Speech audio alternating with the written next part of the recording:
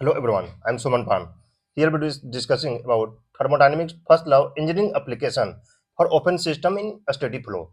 First, we recapitulate first law of thermodynamics and its application in closed system.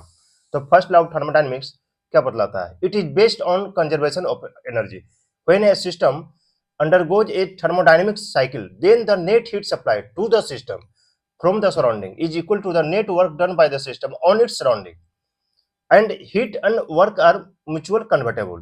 But since energy can neither be created nor destroyed, the total energy associated with an energy conversion remain constant. तो इसको हम लोग first law of thermodynamics को brief कर लेते हैं. ये एक क्लोज सिस्टम, पिस्टन लगा हुआ है, ये पिस्टन है, इसमें गैस है. इस क्लोज सिस्टम में हम लोग हीट देना स्टार्ट किए प्लस क्यू. तो क्या होगा, जब हीट नहीं दे रहे हैं उस समय गैस का इंटरनल एनर्जी कंसीडर करते हैं E1 है. जब हीट देना स्टार्ट किए तो इसका इंटरनल एनर्जी कंसीडर करते हैं E2 हो गया, क्योंकि हीट जब देना स्टार्ट किए तो इसका मोलिक्यूल का टेम्परेचर बढ़ेगा, हीट बढ़ेगा, इसका एक्सपेंशन होगा. तो एक्सपेंशन होगा तो ये पिस्टन जो है कंसीडर करते हैं अभी ए पोजीशन में, क्योंकि हीट एड होने के बाद ये पिस्टन जो है इसका पोजीशन बी में चला जाता है. एक्सपेंशन होगा तो इसका मोमेंट पिस्टन का इधर होगा, क्योंकि पिस्टन मेरा यहाँ पर फ्री है, ऊपर नीचे हो सकता है. तो जब ए पर है ऐसा है, जब ये पिस्टन है, ये पोजीशन ए है, इसमें गैस है, इधर हीट स्टार्ट किए देना. तो जस्ट हीट एड के पहले पिस्टन का पोजीशन ए पर है तो इसका वॉल्यूम V1 होगा. जब हीट एड किए तो एड होने के बाद पिस्टन का पोजीशन बी में आ जाता है. मतलब स्टार्टिंग में पिस्टन ए पोजीशन में है, फिर पिस्टन का पोजीशन बी में चला जाता है, क्योंकि गैस का एक्सपेंशन होगा, इसका वॉल्यूम V2 हो जाएगा. स्टार्टिंग में वॉल्यूम V1 है, फिर वॉल्यूम V2 हो जाएगा, क्योंकि यहाँ पर हीट का एडिशन हो रहा है. तो क्यू हीट देने के बाद इस कंडीशन में जो इंटरनल एनर्जी E2 है, E2 होगा, क्योंकि गैस का क्या है, मोलिक्यूल का टेम्परेचर बढ़ रहा है हीट होने के बाद, तो उसका इंटरनल एनर्जी भी इंक्रीज होगा. स्टार्टिंग में जब पोजीशन ए पर पिस्टन जब था तो इसका इंटरनल एनर्जी कितना है, E1 है. तो यहाँ पर क्यू हीट क्या क्या चीज में यूज हुआ, एक इंटरनल एनर्जी इंक्रीज हुआ, एक पिस्टन का मूवमेंट जो है, पिस्टन का मूवमेंट ए टू बी चला गया. तो पिस्टन का मूवमेंट ए टू बी करने के लिए जो एनर्जी का लगा वो उसमें हुआ, तो EW कंसीडर करते हैं.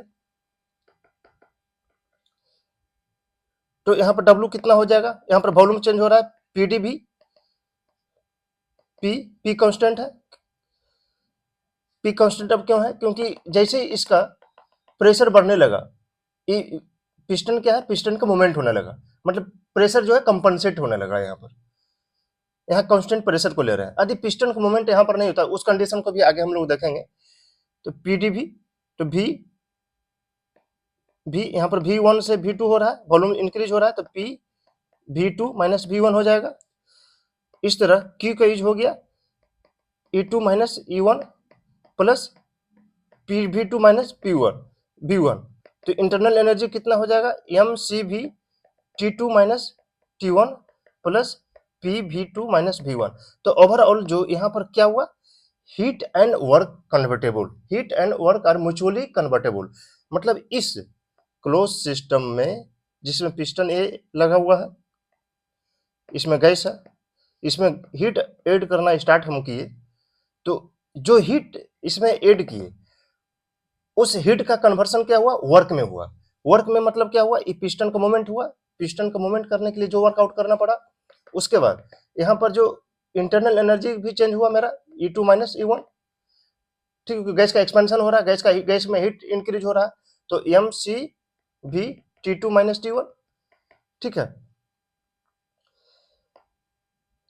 तो फर्स्ट लॉ ऑफ थर्मोडायनेमिक्स यहाँ पर क्या बतला रहा है, एनर्जी जो मेरा है, जितना एनर्जी, ये मान लीजिए कि 50 जूल हीट ऐड किए, तो 50 जूल का यूज मेरा जो है, गैस का इंटरनल एनर्जी इंक्रीज होने में जो यूज हुआ, उसके बाद जो पिस्टन मेरा अप डायरेक्शन में जो जा रहा है उसमें यूज हुआ, मतलब एनर्जी यहाँ पर कंजर्व है। सिर्फ यहाँ पर क्या हो रहा है, heat and work are mutually convert हुए, हीट जो है वर्क में कन्वर्ट हो जा रहा है। तो फर्स्ट लॉ ऑफ थर्मोडायनामिक्स ये बतलाता है। अब इसका हम लोग ब्रीफ कर लेते हैं। क्लोज सिस्टम में फर्स्ट लॉ ऑफ थर्मोडायनामिक्स का एप्लीकेशन, ठीक है। तो एक सिस्टम को अभी हम लोग देख लिए कि ये पिस्टन मेरा मूव कर रहा था, पिस्टन मेरा मूव कर रहा था। एक कंडीशन अब ऐसा हम लोग लेते हैं कि पिस्टन जो है कांस्टेंट है, पिस्टन को हम लोग फिक्स कर दिए, ठीक है। और इसमें गैस हो रहा है, गैस दे रहे हैं,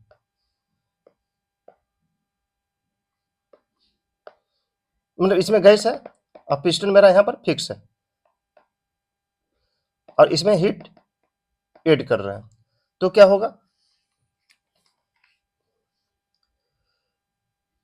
तो गैस का एक्सपेंशन होगा, इंटरनल एनर्जी स्टार्टिंग में U1 से E2 चला जाएगा, टेम्परेचर स्टार्टिंग में T1 है तो T2 हो जाएगा, मतलब सारा जो हीट इसमें ऐड होगा वो सारा हीट किस में यूज हो जाएगा, इसका इंटरनल एनर्जी को चेंज करने में यूज हो जाएगा। क्योंकि यहाँ पर वॉल्यूम इस पर इसका पिस्टन का मोमेंट तो ऊपर होगा नहीं, यानी वॉल्यूम मेरा कांस्टेंट है, वॉल्यूम मेरा कांस्टेंट हो जाएगा, तो यहाँ पर प्रेशर मेरा इंक्रीज होगा, तो ये कांस्टेंट वॉल्यूम प्रोसेस हो जाएगा। और ये जो हम लोग अभी डिस्कस जो कर रहे थे ये कांस्टेंट प्रेशर हो जाएगा, यहाँ पर कांस्टेंट प्रेशर हो रहा था। तो यहाँ पर कांस्टेंट वॉल्यूम यानी वर्क आउटपुट कुछ नहीं हो रहा है, PdV मतलब जीरो, इंटरनल एनर्जी क्या हो जाएगा, delta E equal to mCV T2 minus T1, मतलब जो भी हीट इसमें दे रहे हैं वो सारा इंटरनल एनर्जी को इंक्रीज होने में यूज हो रहा है, गैस का इंटरनल एनर्जी इंक्रीज होता जाएगा, यानी प्रेशर इंक्रीज होता जाएगा। यानी ये पिस्टन क्लोज सिस्टम है, पिस्टन है, ये यहाँ पर फिक्स कर दिए एंड को, ये पिस्टन ऊपर नीचे नहीं जाएगा, पिस्टन ऊपर नीचे नहीं जाएगा, इसमें हीट देना स्टार्ट किए। अब गैस का क्या है, एक्सपेंशन होना स्टार्ट हो जाएगा, गैस का इसमें प्रेशर, क्योंकि वॉल्यूम मेरा फिक्स है और हीट मेरा दे रहे हैं, टेम्परेचर बढ़ रहा है, तो इस क्या है कि इसमें प्रेशर बढ़ जाएगा, इसका प्रेशर बढ़ जाएगा। जब इस पिस्टन का मूवमेंट हम जब कर रहे थे तो जैसे ही प्रेशर बढ़ रहा था इसका एक्सपेंशन शुरू हो जा रहा था, इस ऊपर की ओर चला जा रहा था। तो Q इक्वल टू यहाँ पर क्या हो जाएगा, mCV T2 minus T1, mass of gas, CV equal to specific heat of gas T2 minus T1। In same pattern close system में हम लोग जब टेम्परेचर होगी कोई भी कांस्टेंट कर देते हैं। अब कांस्टेंट टेम्परेचर में भी हम लोग देख लेते हैं,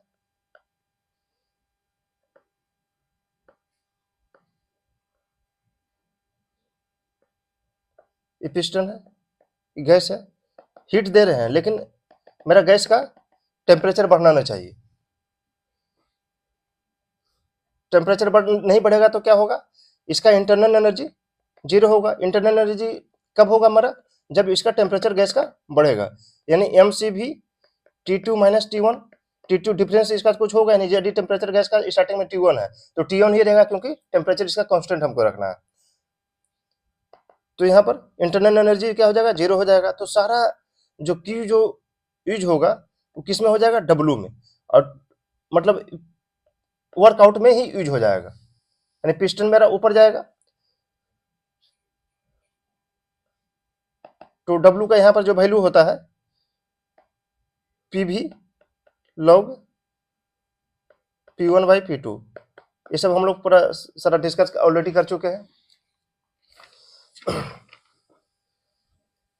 इन सेम पैटर्न हम लोग आइडियाबैटिक प्रोसेस, मतलब Q को भी कांस्टेंट कर दे रहे थे, ये पिस्टन है, अभी इसको इंसुलेशन कर दे रहे हैं, ठीक है, ये गैस है।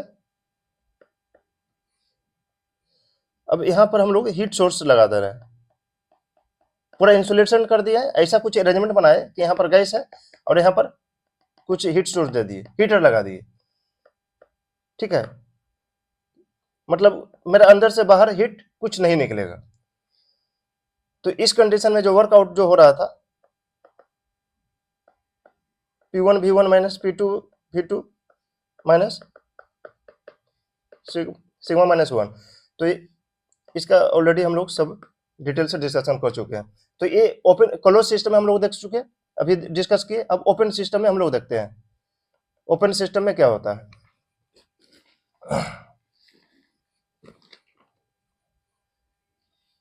तो ये कुछ ऐसा है, अरेंजमेंट है।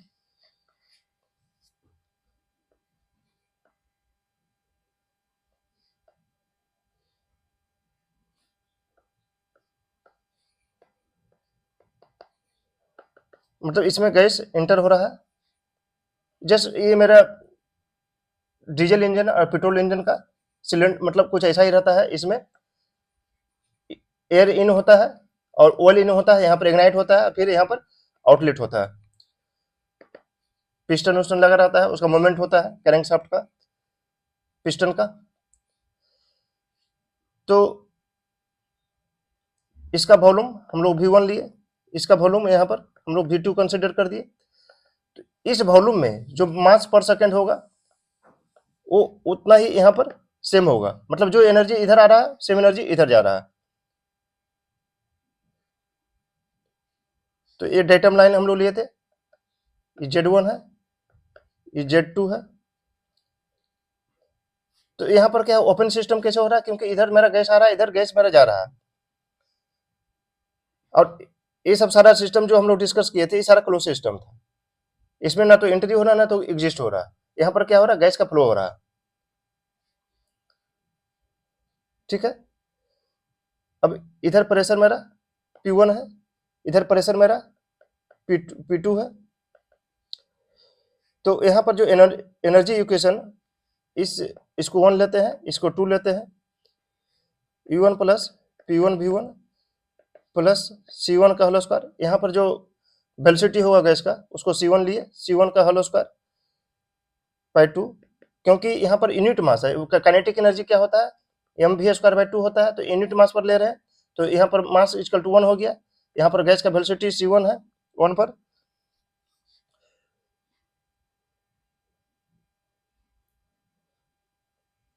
Plus Z1G plus Q equal to E2 plus C2 का whole square by 2 plus P2 V2 plus Z2G plus work output.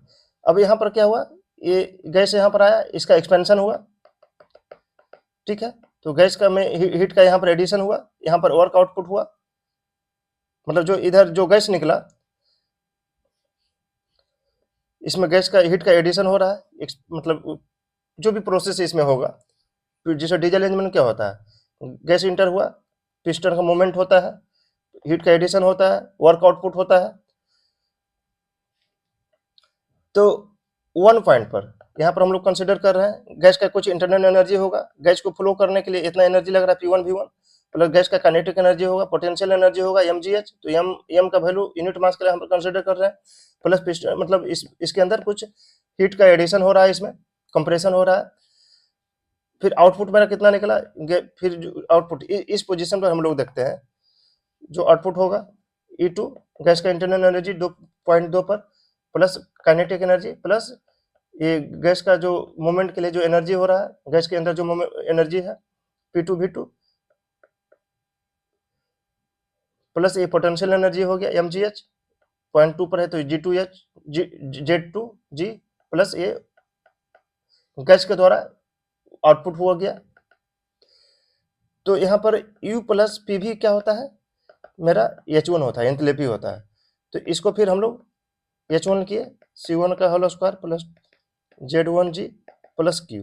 यदि मेरा सिस्टम के द्वारा हीट बाहर से हीट इसमें डाल रहे हैं और यदि सिस्टम के द्वारा रिजेक्ट हो रहा है, तो यहाँ पर सिस्टम के द्वारा रिजेक्ट यदि होगा तो माइनस Q यदि करेंगे, लेकिन यहाँ पर क्या है, रिजेक्शन हम 0 कंसिडर कर रहे हैं।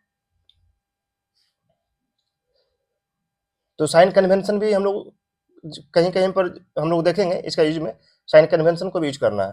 यदि रिजेक्ट हो रहा है तो माइनस क्यू करेंगे E2, तो यहाँ पर E2 प्लस पी V2, तो H2 हो जाएगा प्लस C2 का whole square plus Z2G plus W। मतलब यहाँ पर एक क्लोज सिस्टम के द्वारा आउटपुट हो रहा है वर्क का, इसलिए प्लस प्लस W लिए। यदि सिस्टम के ऊपर मेरा वर्क इनपुट होगा तो माइनस W होगा। तो इस तरह हम लोग देखे, इसका एप्लीकेशन भी लास्ट क्लास में हम लोग देखे थे कि बॉयलर में, कंडेंसर में देखे थे, वाटर टरबाइन में देखे थे। आज हम लोग जो डिस्कस ऑलरेडी कर चुके हैं उसको छोड़कर बाकी अलग अलग सिस्टम में हम लोग देखते हैं। तो thermodynamics first law, engineering application for open system in steady flow. Last class में हम लोग फर्स्ट लॉ ऑफ थर्मोडायनेमिक्स के इंजीनियरिंग एप्लीकेशन टरबाइन में हम लोग किए थे, steam turbine, water turbine, boiler में किए थे, कंडेंसर में हम लोग देखे थे। तो आज हम लोग सेंट्रीफ्यूजल वाटर पंप में हम लोग देखते हैं। तो सेंट्रीफ्यूजल वाटर पंप में क्या होता है, जैसे हम लोग खेत को पटाने के लिए ये पंप का यूज करते हैं। ग्राउंड वाटर, जैसे ग्राउंड वाटर है, यहाँ पर हम लोग मोटर लगा देते हैं और ये पानी मेरा निकालते हैं और खेत को पटाते हैं, खेत को पटा रहे हैं। तो यहाँ पर जो पंप जो लगाते हैं वो सेंट्रीफ्यूजल पंप होता है, सेंट्रीफ्यूजल वाटर पंप होता है। तो सेंट्रीफ्यूजल वाटर पंप में क्या रहता है, उसको ड्राइव करने के लिए इलेक्ट्रिक मोटर लगाएंगे या तो डीजल मोटर लगाएंगे, डीजल इंजन लगाएंगे। तो ये मेरा सेंट्रीफ्यूजल पंप हो गया, ये मोटर हो गया। इसका दोनों का शाफ्ट जो है यहाँ पर कपलिंग के द्वारा जुड़ा हुआ है। मोटर चला, मेरा सेंट्रीफ्यूजल पंप चलना स्टार्ट हो गया। ये पानी जो है ग्राउंड वाटर, चाहे तो कहीं का भी पानी, नदी का पानी, तालाब का पानी, ये सक किया और ये डिस्चार्ज किया। ठीक है, ये सक्शन हो रहा है, ये डिस्चार्ज हो रहा है। ठीक है, तो यहाँ पर जो है एलिवेशन इंपॉर्टेंस है, किस एलिवेशन से मेरा ये सक्शन कर रहा है और किस एलिवेशन तक ये डिस्चार्ज कर रहा है। ये जब मेरा ये पंप रहता है, पंप मेरा सक्स करता है, किस एलिवेशन से सक किया तो Z1 से सक किया। अब किस एलिवेशन तक फेंक रहा है, जैसे उसका ये रहता है, ट्यूब रहता है तो ऐसा पानी फेंकता है, तो इस एलिवेशन को हम लोग यहाँ पर Z2 ले रहे हैं।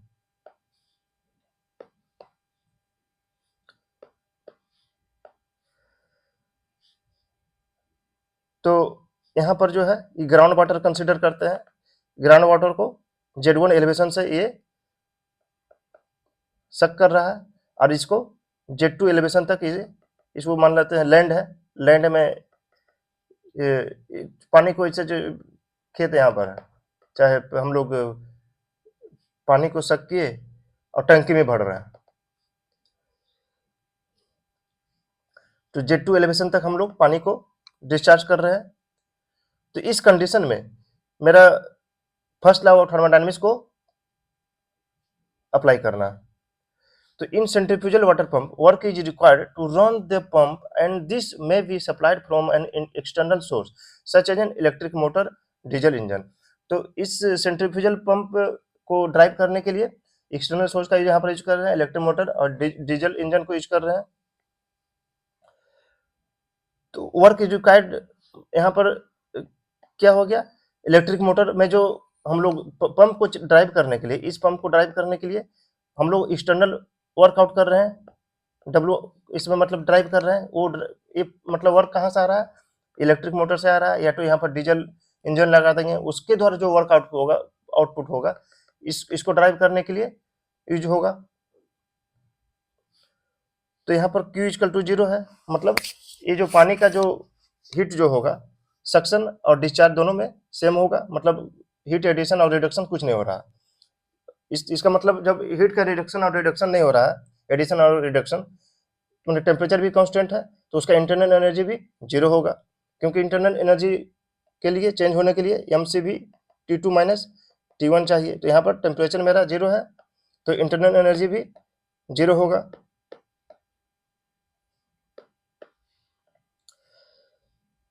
तो volume at inlet and outlet will be same.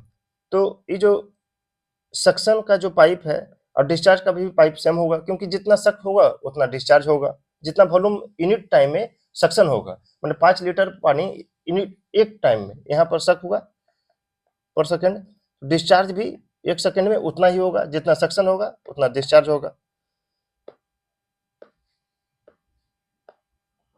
तो यहाँ पर V1 equal to V2 equal to V होगा। Apply the energy equation to the system.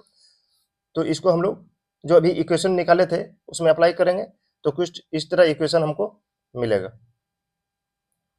P1 V1 plus Z2G, क्योंकि यहाँ पर एलिवेशन है तो पोटेंशियल एनर्जी होगा, प्लस वाटर का जो एनर्जी है, प्लस काइनेटिक एनर्जी भी होगा क्योंकि यहाँ पर वाटर का मूवमेंट हो रहा है। Q यहाँ पर 0 है तो Q 0। लेकिन यहाँ पर क्या है कि इंजन को ड्राइव करने के लिए हम लोग बाहर से एनर्जी दे रहे हैं, मतलब पंप को, सेंट्रीफ्यूजल पंप को यहाँ पर ड्राइव करने के लिए इलेक्ट्रिक मोटर से इसका शाफ्ट को घुमा रहे हैं।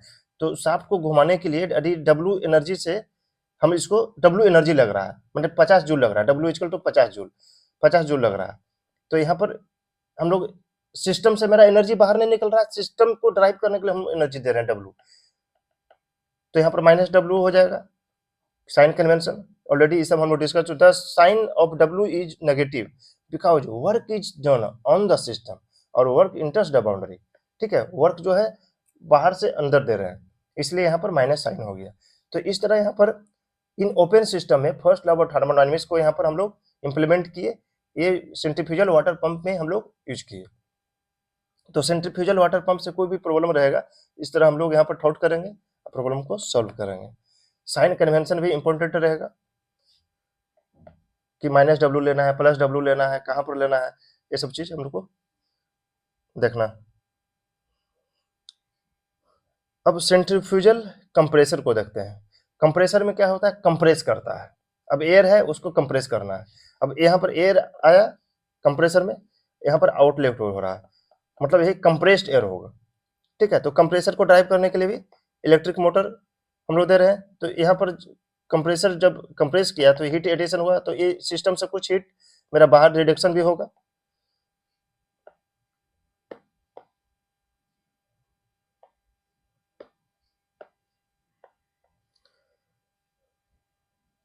और ये कंप्रेसर को ड्राइव करने के लिए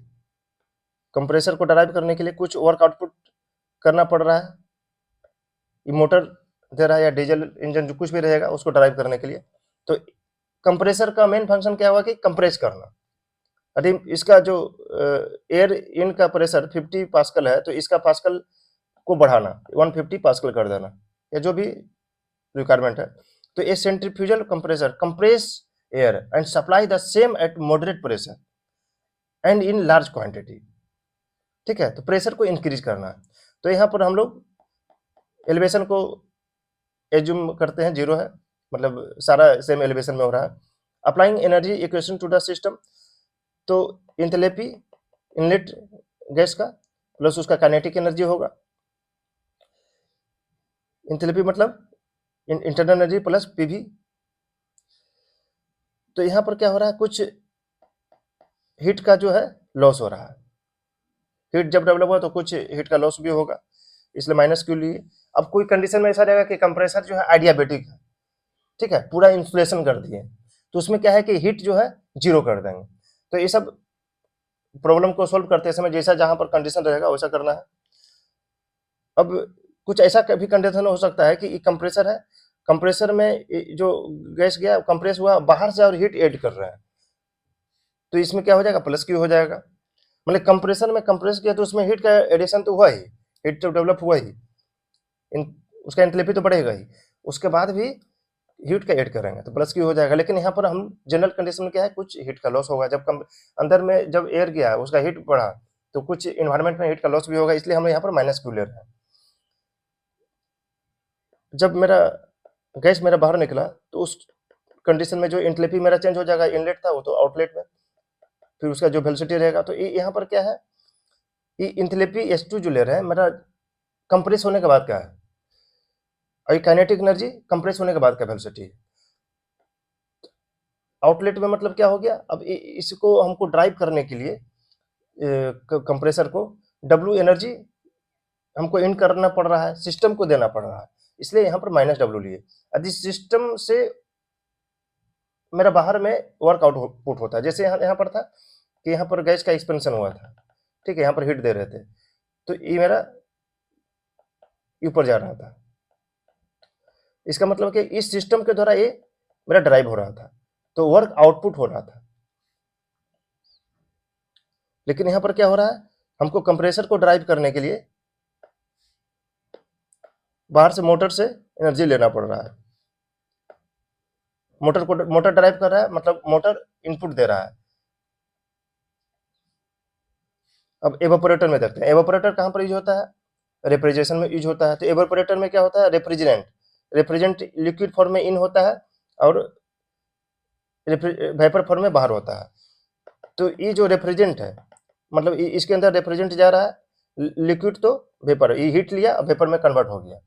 इसका मतलब रेफ्रिजरेंट का प्रॉपर्टीज होता है जो हीट लिया और ये वेपर में कन्वर्ट हो गया।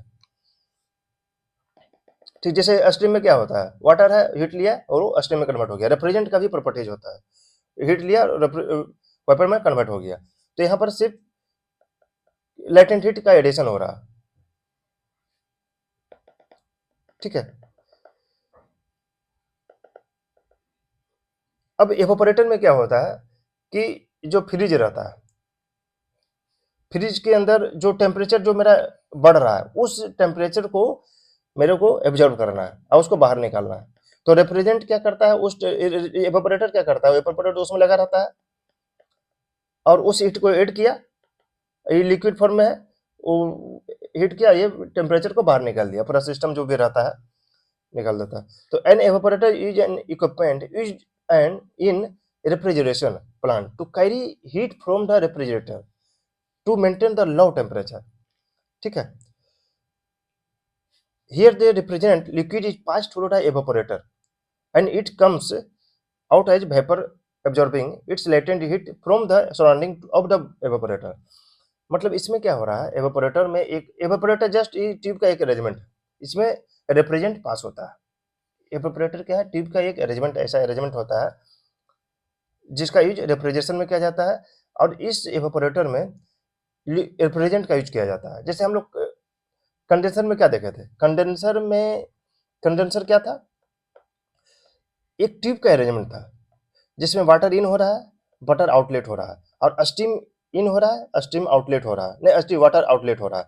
स्टीम यहाँ पर इन हुआ, यहाँ पर वाटर, तो स्टीम का जो हीट को वाटर एब्जॉर्ब करता, मतलब हीट एक्सचेंजर था ये। इन सेम पैटर्न, मतलब एक कंडेंसर मतलब एक तरह से हीट एक्सचेंजर था।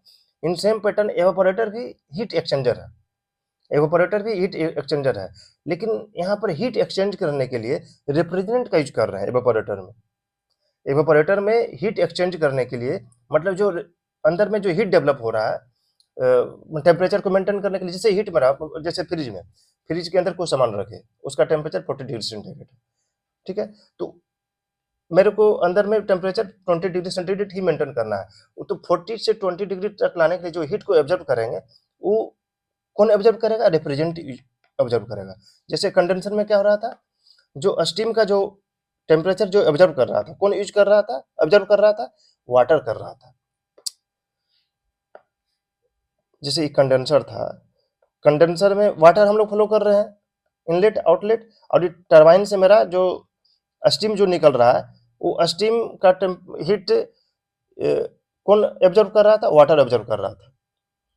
और एवापोरेटर में क्या हो रहा है, रेफ्रिजरेंट एक लिक्विड जो होता है रेफ्रिजरेंट का यूज कर रहे हैं, मतलब यहाँ पर वाटर का यूज कर रहे हैं हीट ऑब्जर्व करने के लिए, और यहाँ पर रेफ्रिजरेंट, मतलब दोनों हीट एक्सचेंजर ही है। एवापोरेटर भी हीट एक्सचेंज कर रहा है और कंडेंसर भी हीट एक्सचेंज कर रहा है। ठीक है, तो हीट एक्सचेंजर का मतलब क्या हुआ कि हीट को कुछ ऐसा ऐसा अरेंजमेंट लेते हैं। देखिए यहाँ पर वाटर जा रहा है, यहाँ पर वाटर इनलेट हो रहा है, वाटर आउटलेट हो रहा है। एक ट्यूब ऐसा लेते हैं जिसमें स्टीम आ रहा है, स्टीम निकल रहा है, दोनों सटा हुआ है, तो हीट का क्या है, ट्रांसफर होगा, cold to hot, hot to cold.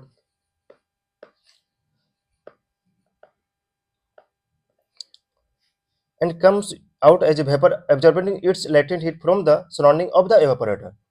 ठीक है, फॉर दिस सिस्टम, तो यहाँ पर क्या है, potential no change in kinetic and potential energy. यहाँ पर काइनेटिक एनर्जी पोटेंशियल एनर्जी कुछ चेंज नहीं हो रहा है, वो जो भी रिप्रेजेंट का जो वेलोसिटी है, सेम वेलोसिटी, इनलेट आउटलेट सब बराबर होगा, पोटेंशियल एनर्जी भी जीरो होगा, वर्क आउटपुट भी जीरो है, नो वर्क इज ऑब्जर्व और supplied. It is use to extract heat from the chamber where temperature maintenance is required. तो रेफ्रिजरेंट के अंदर जो टेम्परेचर को मेंटेन करने के लिए जो भी हीट एक्सट्रैक्शन करना है, बस वो सिर्फ एक्सट्रैक्शन होता है, ना कोई वर्क आउटपुट करता है एवापोरेटर, ना तो हीट इसमें सप्लाई होता है। ठीक है, एवापोरेटर में कुछ नहीं होता, सर हीट लिया, उसका जो लिक्विड फॉर्म है वेपर में कन्वर्ट हुआ, बाहर निकल गया, और सारा अरेंजमेंट जो बाहर में रहता है, फैन उन लगा रहता है। लेकिन एवापोरेटर में कुछ हीट का एडिशन और सप्लाई नहीं हो रहा है, एब्जॉर्प्शन और कुछ सप्लाई नहीं हो रहा है। सिर्फ यहाँ पर नो वर्क इज ऑब्जर्व और सप्लाइड, सिर्फ यहाँ पर हीट का लेटेंट हीट जो जैसे हीट उसमें बढ़ा वो ऑब्जर्व कर लिया रेफ्रिजरेंट और वेपर में कन्वर्ट हो गया, सिर्फ फेज चेंज हो रहा है, लिक्विड टू वेपर। तो लेटेंट हीट जो ऑब्जर्व होगा वो लेटेंट हीट के फॉर्म में ऑब्जर्व होगा। तो यहाँ पर हम लोग एनर्जी इक्वेशन को यहाँ पर इम्प्लीमेंट किए। तो ये मेरा रेफ्रिजरेंट का एंथैल्पी है, उसमें हीट लिया, रेफ्रिजरेंट के अंदर जो हीट डेवलप हुआ, जो भी टेम्परेचर को मेंटेन करना है 20 डिग्री सेंटीग्रेड मेंटेन करना है, जैसे इसका टेम्परेचर 21 हुआ, फिर रेफ्रिजरेंट क्या करेगा, ये टेम्परेचर को जो भी हीट इसको 20 डिग्री सेंटीग्रेड तक लाने के लिए जो रिड्यूस करना है, मान लीजिए 50 जूल एब्जॉर्ब कर लिया और इसका टेम्परेचर 20 डिग्री सेंटीग्रेड आ गया, तो 50 जूल वो ऐड किया और वो वेपर में कन्वर्ट होकर बाहर निकल गया, फिर सर्कुलेट हुआ, वो सारा वैसा ही चलता रहता है। फिर ये वेपर का एंथैल्पी हो गया, मतलब रेफ्रिजरेंट इन वेपर फॉर्म। तो Q is taken as positive, Q is taken as positive क्या हो रहा है, वो डेवलप हो रहा है, अब वो ऑब्जर्व हो रहा है, मतलब अंदर ही अंदर हो रहा है, वो ऐसा नहीं कि वो बाहर निकल रहा है, because heat flows from the surrounding to the system. अच्छा, मतलब ये जो हीट जो ऐड हो रहा है क्यों हो रहा है, मतलब देखिए, अब ये रिप्रेजेंट है, ठीक है ना, ये रिप्रेजेंट है, तो ये रिप्रेजेंट है, इसका कुछ टेम्परेचर रहेगा, कुछ जब टेम्परेचर तो कुछ हीट भी रहेगा। अब इसका हीट कम मेरा बढ़ेगा, ये जब क्लोज सिस्टम में रिप्रेजेंट है, हीट कब बढ़ेगा, जब इस सराउंडिंग से अंदर टेम्परेचर जाएगा, तभी तो इसका हीट बढ़ेगा, टेम्परेचर बढ़ेगा। यानी इसका बाहर से अंदर की ओर हीट जा रहा है, इसलिए यहाँ पर प्लस क्यू साइन लिए। मतलब किसी भी क्लोज सिस्टम रेफ्रिजरेशन में जब हम सब्जी उसमें रखें, चाहे कोई मटेरियल रखें, तो हम बाहर से उसमें हीट अंदर दे रहे हैं, ये ऐसा नहीं कि बाहर से अंदर से बाहर जा रहा है, बाहर से अंदर हीट दे रहे हैं, इसलिए प्लस क्यू हुआ। ठीक है, तो refrigerating liquid enters the evaporator and observe latent heat from the chamber at constant pressure and comes out as a vapor। ठीक है, जो कि अभी हम लोग डिस्कस किए। तो स्टीम नोजल को आगे हम लोग देखते हैं। स्टीम नोजल में भी स्टीम इन होता है, स्टीम आउट होता है। स्टीम नोजल का कुछ ऐसा ही ये कन्वर्जेंट पार्ट है, डाइवर्जेंट पार्ट है। ठीक है, in case of nozzle as the enthalpy of the fluid decreases, pressure drops simultaneously, the flow of the fluid is accelerated। This is generally used to convert the part of the energy of steam into kinetic energy of steam supplied to the turbine। तो इसका भी detail हम लोग आगे देखेंगे, nozzle का use कैसे करते हैं, इसका काफी लंबा चौड़ा लेक्चर होगा। तो for this system steam nozzle के लिए potential energy zero, work output equal zero, Q equal to zero, यहाँ पर की का सब सारा जीरो रहता है, इसमें कोई डिविएशन नहीं होता। अब इसको जब हम लोग अप्लाई करते हैं energy equation to the system in open system for the steady flow process. Steady flow process मतलब इनलेट का मास पर सेकंड जितना होगा, आउटलेट का मास पर सेकंड उतना ही होगा। तो फिर कुछ ऐसा मेरा निकला। ठीक है, तो आउटलेट जो वेलोसिटी ऑफ गैस यहाँ पर होगा, स्टीम आउटलेट, यहाँ पर स्टीम है को नोजल से गुजार रहे हैं, स्टीम नोजल से, कुछ ऐसा हो जाएगा। तो इस तरह हम लोग फर्स्ट लॉ ऑफ थर्मोडायनामिक्स को इंजीनियरिंग एप्लीकेशन में यहाँ पर हम लोग देखें। इसके पहले वाला डिस्कशन में हम लोग बॉयलर का डिस्कस किए थे, टरबाइन का, वाटर टरबाइन, मतलब hydro turbine, steam turbine, gas turbine में सारा एप्लीकेशन को हम लोग फर्स्ट लॉ ऑफ थर्मोडायनामिक्स को अप्लाई किए थे। आज हम लोग centrifugal water pump, centrifugal compressor, evaporator, steam nozzle में अप्लाई किए।